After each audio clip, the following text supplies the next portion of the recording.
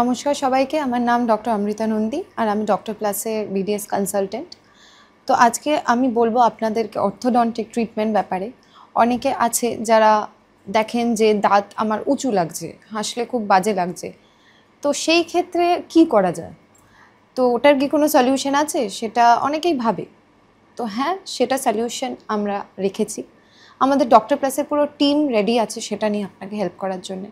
সেটাকে বলা হয় অর্থোডন্টিক ট্রিটমেন্ট। আপনারা দেখেন অনেকে রাস্তাঘাটে দেখতে পারেন যে দাঁতের তার লাগিয়েছে, তো ওটাকে কি বলে? ওটাকে বলে হচ্ছে ব্রেসেস। সেটাকে বলি আমরা অর্থোডন্টিক ওয়্যার।